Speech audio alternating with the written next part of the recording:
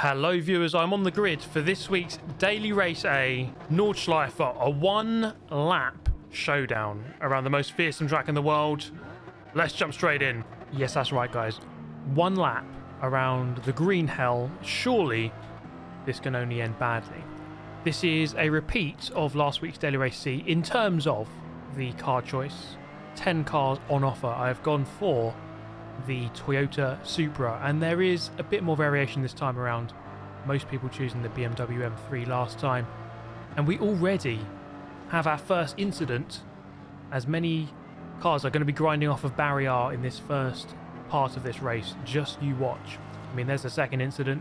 We're going to get forced wide onto the grass, over the grass, back on the other side. Lexus LFA smashing into the wall, and somehow driven from near enough the back of the pack from 8th, I think it was, or 9th, up into 4th now, heading towards Flugplatz. More puffs of smoke from the cars in front. It's a very close force encounter as we go over the crest onto the brakes, having finally to check into position. Car off just behind, and this was never going to end well, this kind of combination. It's always going to be fun. Daily Race A though, which is normally a place for carnage, as you know, these cars, they're very fast, of course, with not the best handling or brakes. And oh well, case in point there, BMW going flying off of the grass, and I'm able just to nip underneath on the way out of the corner up into third. Bit of door banging between the two of them. The BMW has to retreat from second now down to 5th. The Toyota Supra in front, almost losing control at the foxhole, but thankfully gathering it all up together and continuing on his journey. Now we're all up behind the Greek driver here. They take quite a narrow line into this one. I'm going to try and get a nice line on the way out. Moving to the right hand side. Can we get this overlap? The circuit is not in my favour here, as the next big turn is a left one. I'm going to tuck in behind and wait our moment. Now, of course, the Nordschleife, not an easy circuit to overtake around. I mean, I have completely disproven that in the race thus far, as we almost go into the back of the guy in front, having to cover off the attacker from behind, who's now on the outside. I'm going to tuck back into third place. But yeah, the Nordschleife, not an easy place to overtake. Of course, if there's mistakes like that one, then, well, it kind of is easy to overtake. As we receive a bit of a push from behind, I'm going to cover the inside and keep second place. We do, of course, have the Dottinger straight at the end of the lap, which, as it does in real life, can open up the overtaking floodgates. But for now, we are just picking off as many positions as possible once these guys make their mistakes, as they pretty much are doing on the regular. So this is an important part of the circuit now, heading round Niki Lauda curve here to the left, up towards Bergwerk, which is, again, one of the most important corners on this track, because it leads on to a lengthy straight line section. Now here we get a very good run. Now I don't know if this guy lacks peripheral vision. I think he does, as he's running me very wide, but we're going to have to tuck back in behind. I had a run there, couldn't quite capitalise, so we're going to have another go.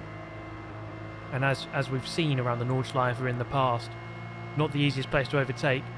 Not so much when the guy in front doesn't know that you're there and just continues to turn across you. Never makes it easy. So as a result of all of that, down into the third is going to kick off here on the exit of Muck curve. Very fast sweeping left-hander. And I'm just going to have to survive for the time being, as a survival around here is not always the easiest thing.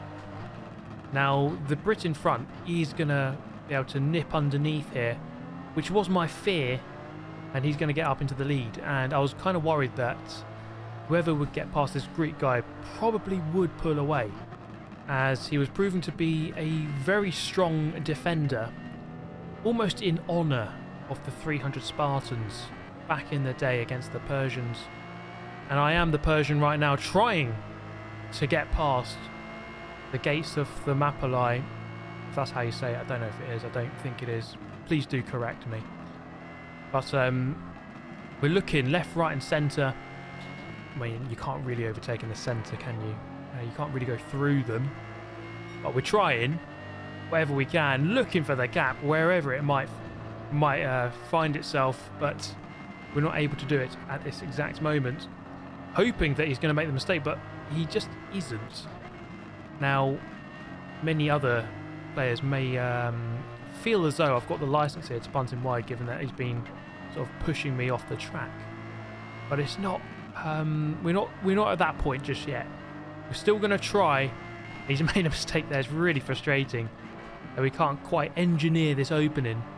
And here, once again, I don't know if he just does not seem to have any lateral vision at all. And it's actually quite hilarious. So here I decide, you know what, we're going to go for the biggest send of the century into the jump. And all I proceed to do is jump into the gravel trap. And that was that. A very, very sad occasion indeed. So I'm down into 5th. After all of that, I mean, I could have won this race. But all of a sudden I find myself down in 5th place. It's an absolute disaster show. It has not gone to plan at all. It was all going so well at the beginning. My only chance here was to catch up and overtake and get back into 4th. You see here the Toyota Supra with some mega straight line speed up against the BMW, reaching 173 miles an hour as we go under the Bilstein Bridge. 176 at the bottom of the dip. And back up the hill, take a look at this. The Supra in front absolutely obliterates the Greek driver out of nowhere. And I'm going to move up into 3rd. And just before we cross the finish line, that's going to turn into a 2nd place. What a crazy race that was. How on earth did I get 2nd? What? We're going to have to check the replay. Post-mortem, let's see what the hell went on here, because this descended very quickly into an absolute mess. I'm going to go on board with the Greek driver, who seemed to have 0 peripheral vision. Actually, let's take a look at this. At the front, oh, it's all kicking off. My goodness me. It is not pretty at all, guys. It really is not at all. And then it all kicked off here as well. And it's hard to... I mean... It's just a mess. I think everyone's at fault, really. I don't know what is going through this guy's mind, right? Because I'm clearly alongside, or trying to, and he's just like, nope, I will put you on the grass. And this is where the race was decided, really, because if you could get past this guy and get away, then it was race over. And thankfully for this guy, he managed to just nip underneath there, and that was that. Now, not my finest moment. Let's see the big send over the jump. But it's not a good move either way. But then what happened at the end here? This guy came from so far back. John Cena. Can't see him, but you will in a second. Kind of forgets the brake. Boom! Oh my goodness. So this race definitely is a massive mess. We go again. This time though, I'm going to try a different car. Let's jump into the LFA. Race number 2, starting 10th. Didn't bother qualifying, and I'm around the corner. That is not ideal. But let's go. And this time, let's hope that we can make our way through the pack a little bit more effortlessly without being run wide, or without sending it at the jump and ending up in the gravel. Now immediately here, going to gain a position, starting 10th, now 9th. And of course those who start in 10th backwards have to start behind the final corner on the lap, which doesn't help. But let's see how this one unfolds, as the Greek driver this time about, different Greek driver, but he was not doing his best 300 Spartans impression, as that was a very easy defence to get past, as I'm now up into 7th. So the LFA was a contender in last week's Daily Race C around Trial Mountain, and so I had high hopes for this one. Most people were going with the Toyota Supra, and often you have to make the choice based on what is the top car on the leaderboard, but also what is good on that final straight, so that you can get a position or two there. Coming down towards the foxhole, good driving here with the Spaniard side by side, and we managed to get in front, but not for long, because at the top of the hill, just running a little bit wide, two wheels on the grass, and then suddenly having to brake just to keep myself from going fully onto the grass. The Spaniard goes back through. We have a Jaguar there just in front. Can we try and overhaul the pair of them in the next couple of corners? We've got a very good run here in the slipstream, as we're going to pull out to the left hand side, get the overlap into the corner and get the job done. Nice tidy overtake there. Up now behind the Jaguar XJ220. What a car. Absolutely beautiful machine. And down the hill here into Callanhard. We're both going to sail very wide. Thankfully, we just managed to get the drive on the exit. And now, this was a little bit later on in the lap. So it took me a fair chunk of time here to catch up with the Lamborghini Diablo in front. Absolutely beautiful machine. We have third place with a penalty. And so this is always a difficult part of the circuit to overtake on. Very fast sweeping section. And so let's see what we can do about trying to engineer an opening up against the Lamborghini. It's not going to take too long, as there's a bit of contact there. But we do manage to get the opening on the right hand side and move up into fourth place. And then it's a case of just trying to reel this guy in. He's got a penalty, but I ideally want to get right onto his tail before the penalty line, which is at the beginning of the Dottinger straight. So we're going to whip it forward. No, I did indeed manage to catch him up. Pretentious Duck won with the 0.5 second penalty, which, well, as you're about to find out, it didn't actually matter, because it seems that I may have pressured him into a mistake here, as he goes flying wide into the wall, unceremoniously crashing out of third place. And that moves me up into the podium, where there'll be no change from here to the end of the race. So a decent third. From 10th, I will take it, 6 seconds off the lead. I then decided to qualify in the Supra, and I think this qualifying lap is really about maximising the width of the track as much as possible and carrying as much speed through the corners onto the straight. Now, I wasn't quite maximising everything here, but this was my first qualifying lap, and so I just tried to drive it mostly quite safe without getting a penalty, ultimately getting a 7-minute 14.4. And with that time set, I'm now going to jump into the car that's on that poster behind me there. So it's going to be Albon in the F40 at the Nordschleife. Okay guys, I'm on pole position in the F40. I have no idea how good this car is. No one's picking it, so I'm guessing it's not that good. So let's see if we can win for the boys and girls back at Maranello. We must bring some glory back to the Italian squad. The Scuderia Ferrari, here we go, in the F40.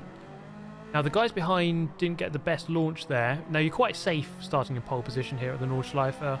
There's not much of a run into the first corner, and so you're pretty much guaranteed to keep the position unless you sort of engage reverse gear or something.